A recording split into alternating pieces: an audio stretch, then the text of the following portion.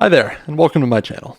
Normally we play games here, but I have a side hobby of writing, and I've written a few short stories. The context? In the early 2000s, a massive, previously undetected rogue planet entered the solar system on a course fairly close to Earth's orbit. The two planets didn't collide, but the monstrous gravity well of the rogue planet flung the Earth and its moon clear out of the solar system. It has now been more than 200 years since humanity desperately dug underground to survive, and the descendants of the desperate survivors are doing their best to continue to find meaning in the darkness, even as Sol becomes just another star in the endless night sky. And now, The Mermaid Dynasty by Samwiz1.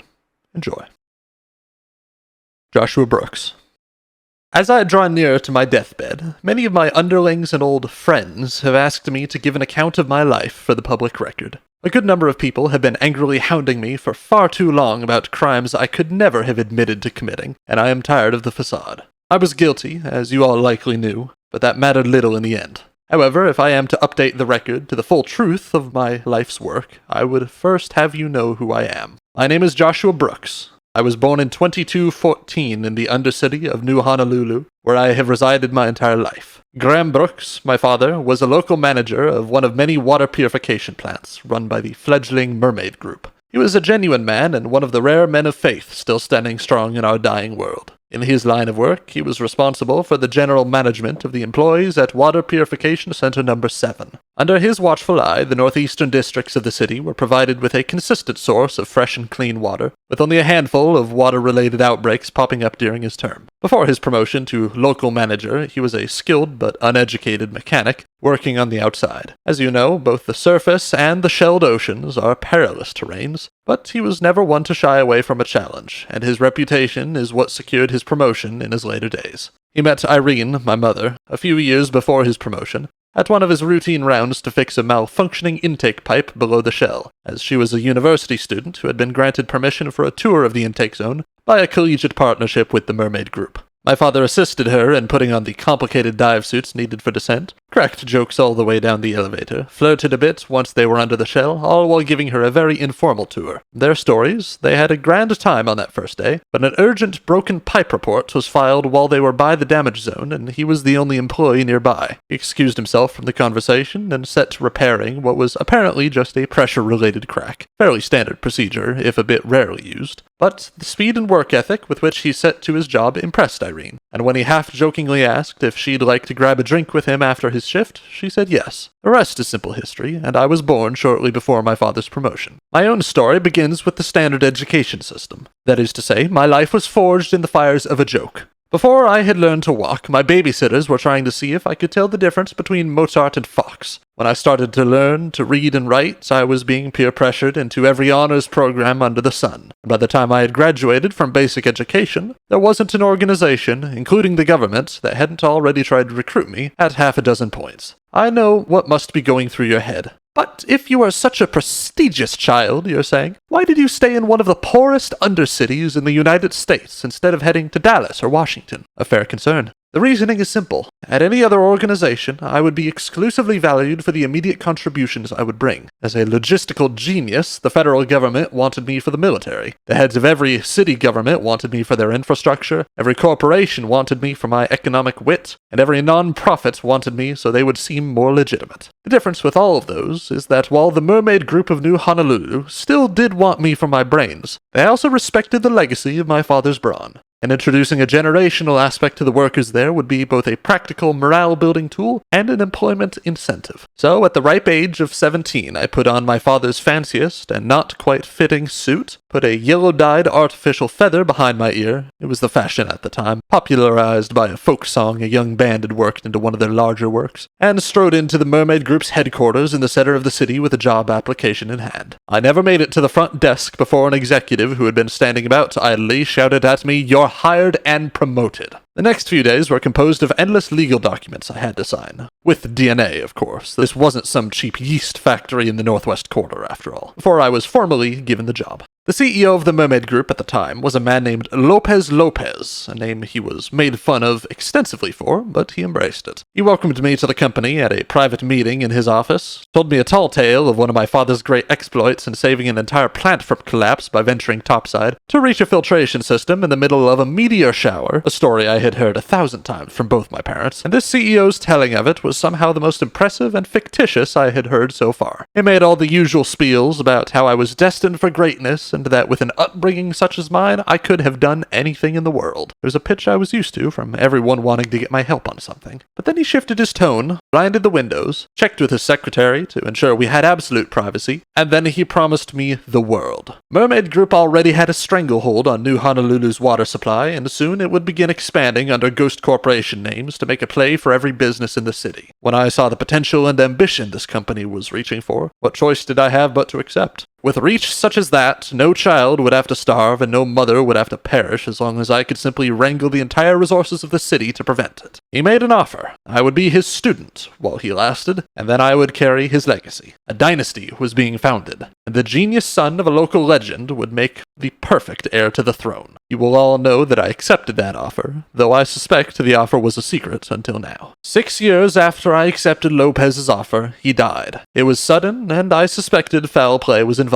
I found some loose evidence connecting the death of CEO Lopez Lopez to the Radiant Dusk Oil Rig Republic, a raider outpost on the surface 100 miles out. They had been known in the past to prey on some of the few international cargo transports heading to the U.S. from the People's Republic of Earth, and a loose jacket someone left on a chair at the crime scene was registered to be a missing product from an ice train that group was responsible for pillaging. I alerted the feds after my own men had scouted out the rig to make sure it was too tough of a task to easily solve on our own, and after a lengthy siege, the rig finally expelled the guy who had worn the jacket. He denied any involvement, of course, and the charges couldn't stick without evidence, though he did serve in a brief stint at a labor camp for being in possession of stolen goods. That, I suspect, is as much as you remember from that trial. Now it's time for the rest. The man in question, a brute named Gordon, was hired by me. I used an intermediary, another of my hired brutes extending in a long chain up to myself, to approach him and offer him a deal. He was a nobody raider in a nobody tribe, and he had apparently been dubbed a coward for his lack of kills during the raid on that ice train I mentioned a moment ago. One of my other agents approached me with this information, thinking I could take him on as another down-on-his-luck recruit, but the man's resume included some unexpected skill with black market poisons, so I hatched the plan. Raider Gordon would be given funds by yours truly, passed through 1 million shell companies first, of course. He would use these funds to buy whatever equipment he needed to cook up a neurotoxin capable of instantly incapacitating and slowly but painlessly killing a man. Then he would, using credentials I would grant, poison Lopez's afternoon cocoa with it. He would flee back to his tribe's oil rig. He would eventually surrender himself. I would ensure the prosecution in his court case fell apart, and he would spend a few months living like a king in my premium labor camp, where I send anyone who's more valuable simply not doing labor. He agreed to all these points and carried out the plan, and by the week's end, I had taken control of the Mermaid Group. Lopez was dead and buried in a surface graveyard. He was like a father to me for the first few years, but after the 3rd year, he started needlessly treating me harshly and constantly making it clear that he could have me killed at any moment. Thugs were sent to my door in the middle of the night to demand my presence for the most petty reasons. My meals were forced to dance to the boss's tune whenever he came up with a new diet idea, and he made sure my submissiveness made me the laughingstock of the company, despite my clear mental prowess and authoritative lineage. Once my father died, I lost all restraint and my scheming began. I will attribute who I am remembered for today to this one key moment. This murder was the start of my ascent, or my descent, depending on how you look at it, into the highest rings of power. I spent the next 2.5 decades growing my influence in the shadows and consolidating the Mermaid Group into the financial beast you know it as today. It started with finalizing our stranglehold over the water purification facilities in the city, though that was only a formality and had mostly been completed by the Lopez administration anyways. Any purification sites not owned by the Mermaid Group had agreements with us to adjust prices accordingly, and after we petitioned the government to loosen some of the few remaining antitrust laws in the name of financial stability, we managed to absorb the few remaining semi-independent stations into the company. Next, we set our eyes on surface access. There are a few lifts spread throughout New Honolulu that give citizens access to the surface, but we managed to blackmail enough politicians, most of them had been sleeping with each other's wives without any of the others knowing it turned out, into voting to privatize the lifts to generate some new tax revenue. Soon after the cheesily named Aloha Earth Company was founded to manage the lifts, we blackmailed their new CEO, also a politician, no surprises there, into letting us do a merger in the name of centralizing utilities access for a more efficient city. This merger granted Mermaid Group exclusive control over all surface lifts in the city, as well as formally recognized that the company now served the purpose of managing the utilities of the city. It wasn't long before we also absorbed the local power company. Its boss was looking to retire, and he had no heir. It was easy enough to make promises and an offer to give his children scholarships in exchange for a genuine merger. The train company, a simple case of an accident on the way to work, led to a power vacuum in that area of business that we were all too happy to fill. And even the business of managing imports and exports. The previous guy responsible for that got caught with some compromising evidence of collaboration with the PRE that just so happened to magically appear out of nowhere, and the government decided I would personally be a good choice for his replacement. It wasn't difficult to merge the personal responsibility with the Mermaid Group's sprawling tendrils.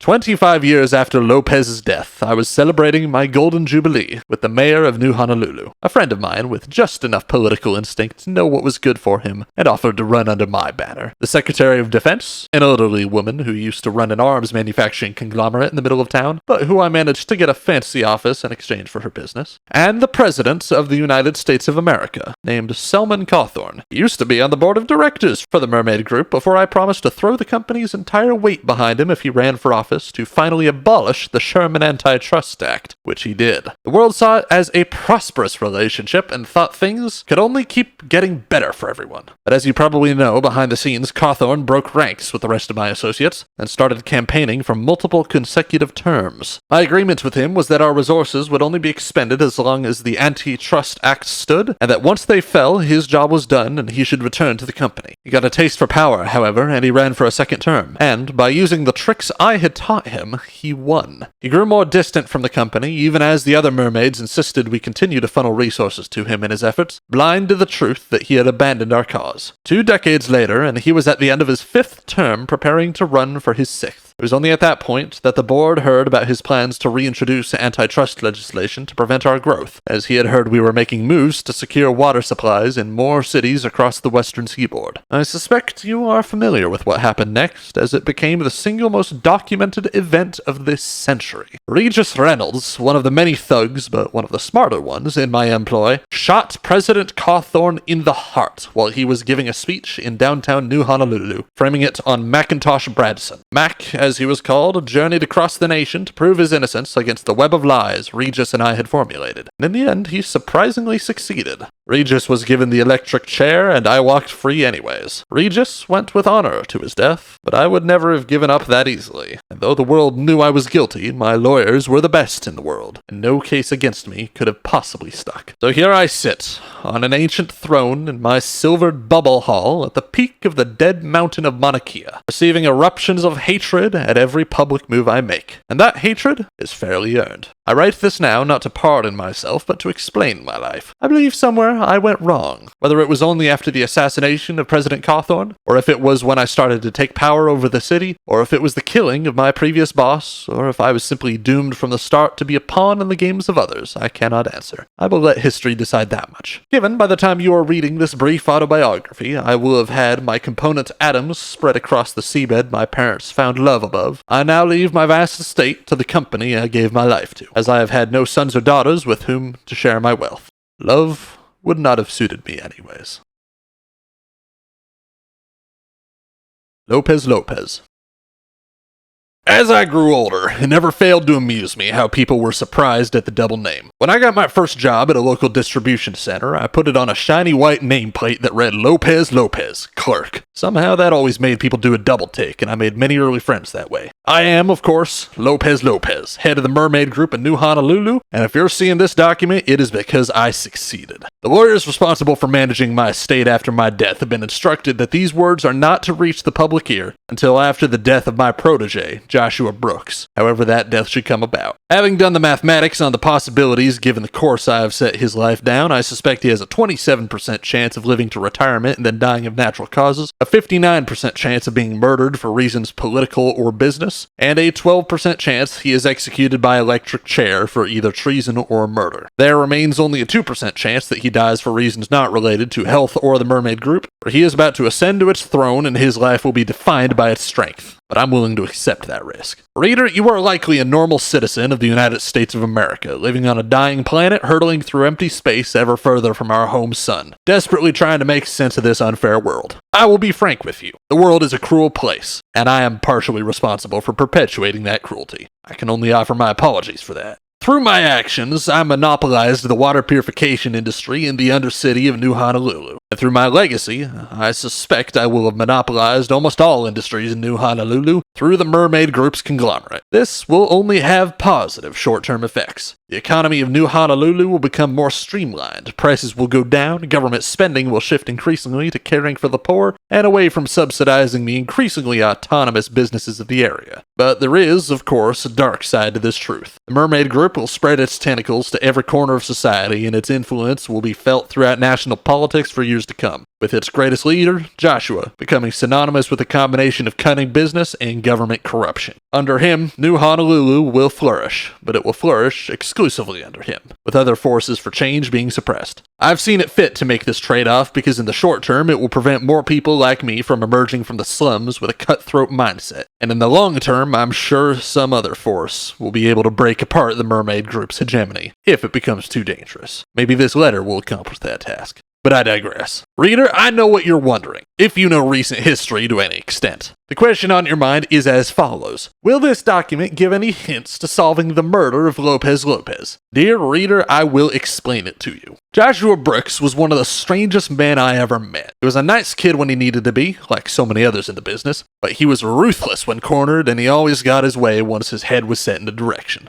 New hire to see you, sir. My secretary Ann told me via the intercom at 3:45 day around 3 a.m. It's the Brooks kid. Send him in, I replied, straightening my tie. The first impression was key, and it had to go right. The kid walked in. He couldn't have been more than 20 years of age, and nervously took a seat at the desk. At least, he had a nervous expression and demeanor, but I watched his eyes, and they were consistently darting to every corner of the room, picking up any bits of information that might serve him in the conversation to come. He was almost as shrewd as me. Is that Fox's Greyhound's Revenge playing? You noticed one of the music tracks wafting lightly out from behind the ventilation where a small speaker had been hid. Yes, it's a personal favorite of mine. The story's good, the music's a masterpiece. Only I had time to go through it all again. He nodded in tense agreement. I could tell he wasn't a huge fan. Probably loved the first game more than the sequel. Fair enough. So, you're Joshua's kid, is that right? He nodded his head again, trying very hard to keep his expression neutral. Just so you're aware, you've been hired on the spot as an exclusive result of your father's reputation with the company. He's been one of the most loyal men we've ever had, and it would be a crime not to give his son a chance. Do you understand that? Yes, sir, he responded dryly. Did he normally sound this professional, or did he merely revert into a more respectful tone when I mentioned his father? Probably the former. Your job with us is going to start with a year of your father's work, followed by an immediate promotion to local management if you can prove yourself worthy of such a station. I told him with a swagger, my voice echoing off the marble walls of the mostly undecorated office. Your father negotiated such terms with us as a condition of his own past promotion. Together, you will run the 2 purification stations in the northeast quarter of the city, and after his eventual death or retirement, you will take over his station as well. He tried to look nervous, but that was when I first saw through the facade. He wasn't shy. He was regal. It wasn't since I met President Lewis that I had seen someone with that appearance. And to the time I write this recollection, I haven't seen anyone who could match the look. He took in the news trying to feign surprise, but that was one emotion he wasn't good at mimicking. I suspect he probably just wasn't used to it enough to know how to fake it. I have big plans for you, I finished. If you can perform them, we're moving into the next act of this company's great play, and you're gonna storm the stage. In exchange for your cooperation in this and attendance at weekly meetings with me for the purpose of greater information exchange, you will receive a high salary and potential for advancement. Do we have a deal? I held up my hand, and then he did something unexpected. He hesitated. It was only for a moment, and I would never see such hesitation until the second half of the story I'm about to get to, but it was there. You could say that the handshake was a deal with the devil, and I wouldn't blame you, given the circumstances. But Joshua Brooks decided the devil was a better broker than anyone else worth his attention, and he shook my hand. Thank you, sir. I won't let you down. I know you won't. And call me Lopez. I cracked a smile, and I saw his shoulder dip just a little as he relaxed slightly. That's how we met, and it doesn't answer your question in the slightest. How does that relate to your murder, I bet you're asking? Well, the plot twist you probably weren't aware of is the fact that I was murdered by Joshua Brooks, who likely became CEO of the Mermaid Group after my death. Maybe you did know this. There's a small chance he screws up the murder and its information leaks, but I doubt he'd be in any danger of losing his position, even if that did become common knowledge. The second plot twist I know for a fact you're not aware of is that I was murdered by Joshua Brooks, who was manipulated into murdering me by me. Allow me to explain. The Mermaid Group is on the verge of greatness. As I sit writing this, the poisoned cocoa that will kill me stews in front of me, waiting. Good old Joshua just had it brought in via an intermediary a few minutes ago. The intermediary is a tree trunk of a man named Gordon Krell. I run my own private spy network, which Joshua will inherit after my death, of course, whose sole job is to find people perfectly suited to do dirty work for me. I've never ordered a murder to be carried out, but many other pettier crimes in the realm of espionage and intimidation could be tied back to me if someone looked hard enough. This Gordon fellow is one such individual who has skills I find useful, but he alone of all my hires will be more important than all the rest. It was he who poisoned my drink at the order of Joshua, under the suggestion of yours truly. Of course, Joshua thought he was the one who recruited the poisoner, but I first recruited the poisoner to look recruitable. A small bribe from an anonymous source made sure Joshua heard about Gordon's talents, and the rest is history. But I can hear you say, dear reader, why would Joshua want you dead? Didn't you hand him the world and more? Yes, that is true. His entire life was owed to me. But that was exactly the problem, and it's exactly what I wanted. When Joshua first started working, he had a fair degree of autonomy, and he worked in cooperation with Graham, his father. But when Graham retired and Joshua took over his responsibilities, I started demanding 2 meetings a week, then 3. When once I was content to let Joshua work and watch the profits rise, I soon began to eat into what little free time the poor man had, and he began to resent me for it. At the 3-year mark, I threw a birthday party in his honor and demanded every employee of the company attend regardless of rank. The party flopped with poor music, cold food, and childish brands making token appearances as decoration. He tried to chew me out for the whole debacle after the fact, but I ensured I got my way, and I beat it into him that it was a great honor, and that with a single word he would be back out on the streets and worth nothing. It broke my heart to say all that, as I had grown rather fond of the boy, but it had to be done. The next 3 years of his life would be characterized by a horror I tried to lay out upon him, increasing my control with every move. First move was requesting he move closer to my office so it'd be easier for me to reach him at a moment's notice. He chafed under this directive, but it was established nonetheless. The second move was sending hired thugs to occasionally harass him on his way to and from work, ensuring he would have to take my bodyguards wherever he went. I suspect he found out I was behind that one, but I can't be sure. And the last straw? Dear reader, the last straw was when I demanded he swear an oath of celibacy. He was never interested in romance, and though he always had an eye for Anne, my secretary, he had never even had sex to my knowledge. Anne tried a few times to make something of it, but Joshua was always busy. At least that's what I told Anne whenever she asked me about it, and eventually she was discouraged enough to look elsewhere. But that wasn't the point. The very idea that I would demand such a thing of Joshua reduced his selfhood to be a puppet on a single very thin string, and that was unacceptable. Aghast, he stormed out of my office, and he has stopped showing up to meetings for the last few weeks since our conversation. Unless he lives to retirement and has time to reflect on his life's work, he will go to the grave not knowing that I did what I had to do. And though that breaks my heart, I know my company's legacy will be secured under his bitter watch. Last night, I sent him an encrypted private correspondence demanding he show up to our next meeting or his job would be on the line. And considering he also received news of Gordon's availability at the same time, the only possible outcome of the situation was obvious. In the small chance that he is afforded a slow and peaceful death, I've instructed my lawyers to keep a letter of similar substance to this one to present to Joshua, asking that in his twilight years he forgive me for what I did. My life has been defined by the Mermaid Group and its growth, and I would have it grow past my death, as its very soul is my own. Prosperity will be brought to New Honolulu, and under the group's rule, there will be peace in the streets and plenty in the markets. A worthy cause, I would say, for sacrificing power to my legacy. Reader, I must thank you for bearing with me on this final conclusion of my life. It was fun, if a bit painful. And now, if you will excuse me, this delicious-looking cup of cocoa will not be kept waiting any further, and I ache for the sunlit halls of my fathers. Billy the Horse.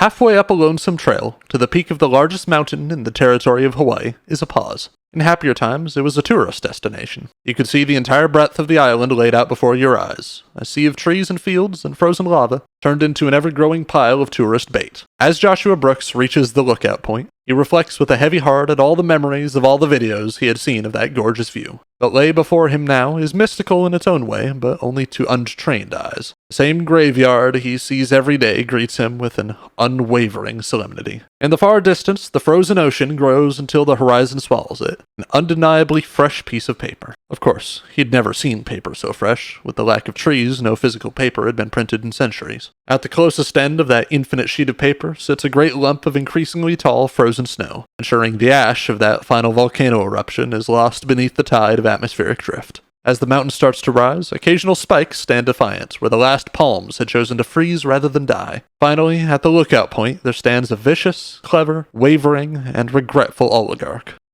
"Hello, old friend," he says to the horse skull at his feet. The lookout point had been cleared with flamethrowers of the all-consuming snow for his pleasure, and beneath it all laid the body of an old stallion who decided that was a good view to die with. The bones were a perfect white, minus a slight bit of charring from the flamethrower. "I got a letter today," the old man tells the bones, "from my old boss. He said he was sorry, if you can believe it." The horse cannot, in fact, believe it. All the stories made it sound like Lopez was an uncaring jerk. He said The old man cuts himself off. There's a sniffle. "Crying? Joshua? Impossible," thinks the skull.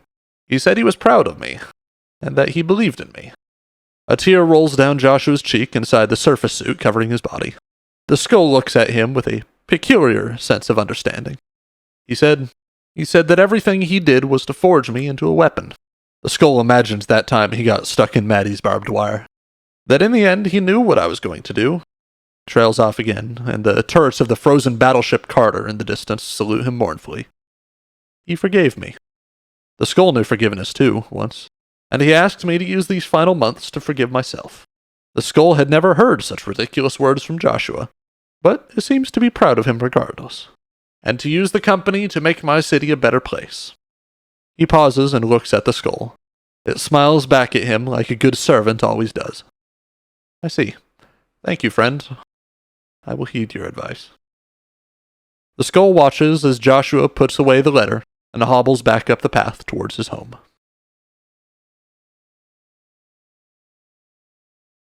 Thank you.